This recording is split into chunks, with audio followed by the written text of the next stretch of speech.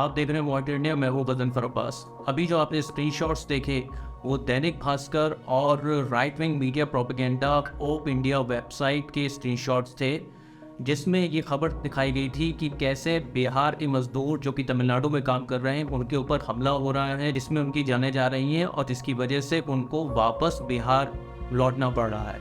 लेकिन ये खबर बाद में झूठी पाई गई और झूठी खबर पब्लिश करने की वजह से दोनों ही न्यूज़ मीडिया के खिलाफ एफआईआर तमिलनाडु पुलिस ने दर्ज की है। तमिलनाडु पुलिस ने एफआईआर दर्ज करते हुए दैनिक भास्कर, ओप इंडिया और बीजेपी के उत्तर प्रदेश के स्पोक्स पर्सन और इसके अलावा कुछ और इंडिविजुअल्स के खिलाफ एफआईआर दर्ज करते हुए कहा कि इनके ऊपर सोशल मीडिया अकाउंट्स के ज़रिए और अपने मीडिया के ज़रिए झूठी खबरें फैलाने और नफरत फैलाने का आरोप है। हमने ये जानने की कोशिश करी कि कैसे ये झूठी खबरें ओप इंडिया और दैनिक भास्कर ने फैलाई। इसके लिए एक रिपोर्ट जो कि ऑल न्यूज़ में पब्लिश हुई। ऑल न्यूज़, जैसा कि आप जानते हैं, फेक न्यूज़ को डिबंक करने का काम करता है।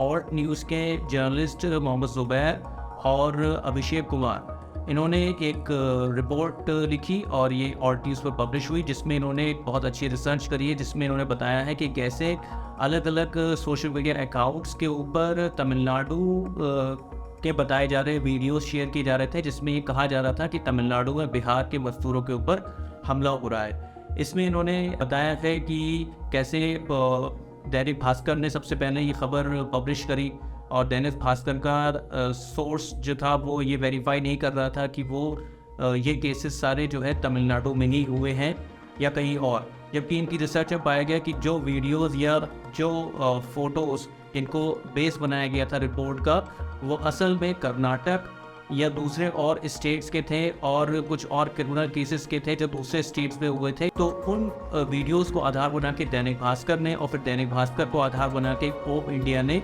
एक रिपोर्ट किया। जो एफआईआर तमिलनाडु पुलिस ने की है उसमें ओप इंडिया के एडिटर इन चीफ दुपोजे शर्मा और सीईओ राहुल रोशन के खिलाफ एफआईआर है सेक्शन 505 के तहत और सेक्शन 153A के तहत। सिर्फ ऑल न्यूज़ ही नहीं, कई और दूसरे मीडिया जो कि फैक्ट चेक का काम करते हैं, उन्होंने भी इस झूठी खबर को डिबंक किया, जैसे कि boom live, NDTV, times of India, the point, जिसमें उन्होंने ये कहा है कि ये जितने भी वीडियोस या सोशल मीडिया अकाउंट्स के ज़रिए ये खबरें पब्लिश हुई वो सब झूठी थी। उनका किसी का भी रिलेशन तमिलनाडु में काम कर रहे बिहार के मजदूरों से नहीं था। दैनिक भास्कर और ओप इंडिया के अलावा यूपी के बीजेपी स्पोक्स पर्सन प्रशांत उमराव के सोशल मीडिया अकाउंट से भी इस तरह के झूठे क्लेम किए जा रहे वीडियोस शेयर किए गए थे। एफआईआर में उनके खिलाफ भी केस दर्ज किया गया है। एफआईआर दर्ज होने के बाद सबसे मज़ेदार बात यह है कि ओप इंडिया अपने बचाव में आ गया है और ओप इंडिया ने कहा है कि ये खबरें दैनिक भास्कर से उनको मिली थी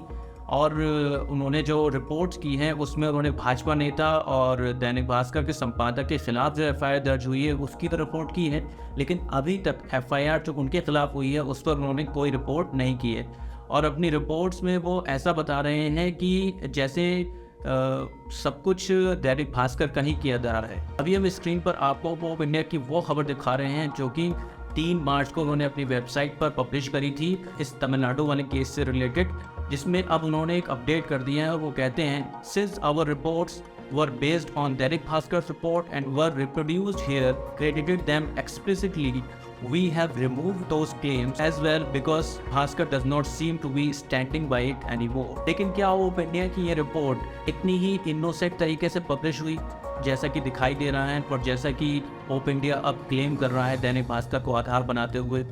अगर आप ओप इंडिया की एडिटर इन चीफ दुपोजे शर्मा और इनके चीफ एग्जीक्यूटिव ऑफिसर राहुल रोशन, जिन दोनों के खिलाफ एफआईआर हुई है, इन दोनों के ट्विटर अकाउंट्स पर जाएंगे तो आपको पता लगेगा कि रोज़ हेटफुल कंटेंट को शेयर करते हैं, रोज़ झूठी खबरों को शेयर करते हैं और लगातार वो न्यूज़ मीडिया जो कि फेक न्यूज़ को डिबंक करने का काम करते हैं, जैसे कि all news, boom live, Quint और दूसरे मीडिया हाउसेस, उन सभी को डिफेम करने का काम ओप इंडिया के प्लेटफॉर्म से होता है। अगर आप उनके ट्विटर हैंडल्स पर जाएंगे और उनके रोज़ के ट्वीट्स देखेंगे तो आपको खुद अंदाज़ा हो जाएगा कि वो किस तरह के ट्वीट्स करते हैं जो कि लोगों में उनके रिलीजन के बेसिस पे और उनके स्टेट्स या उनकी लैंग्वेज के बेसिस पे कैसे एक दूसरे में हेट फैलाने का काम करते हैं। क्या ये लोग जर्नलिस्ट हैं?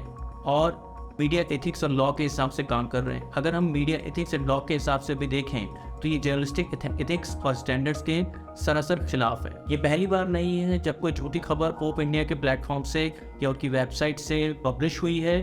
अगर आप इनकी वेबसाइट को देखें तो आप इसमें पाएंगे कि रोज़ रिलीजन के बेसिस पे इसमें नफरत वाली कंटेंट पब्लिश किए जाते हैं और इनके ट्विटर हैंडल्स पर भी ठीक उसी तरीके के ट्वीट्स अवेलेबल हैं। सवाल है कि क्या ये दोनों जर्नलिस्ट हैं? नवोदय शर्मा के ट्विटर हैंडल पर लिखा हुआ है एक्सीडेंटल जर्नलिस्ट। यहाँ पर उन्होंने बहुत ईमानदार तरीके से बताया है कि वो एक्सीडेंटल जर्नलिस्ट हैं, यानी कि जर्नलिस्ट नहीं है। और दूसरी तरफ राहुल रोशन के ट्विटर हैंडल पर अगर आप देखते हैं तो आप पाएंगे कि उन्होंने अपने बायो में लिख रखा है कि well known expert on nothing. तो देखा जाए तो बड़े ईमानदार तरीके से इन्होंने अपनी पहचान अपने ट्विटर हैंडल के बायोज में ही करा दी है।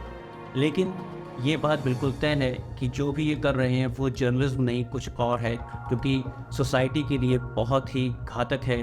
हमें सावधान रहने की ज़रूरत है। अभी हाल ही में द कैरावैन मैगजीन ने एक बहुत डिटेल रिपोर्ट पोप इंडिया के ऊपर की कि कैसे पोप इंडिया एक right wing media propaganda platform के तहत काम करता है और कैसे ही सोसाइटी में जहर फैलाने का काम कर रहा है। इस रिपोर्ट को ज़रूर पढ़िएगा। आपको मॉनिटर इंडिया में वीडियो कैसा लगा हमें ज़रूर बताएं। वीडियो को लाइक और शेयर करना ना भूलें और मॉनिटर इंडिया के अगले वीडियोस को देखने के लिए हमें सब्सक्राइब ज़रूर करें।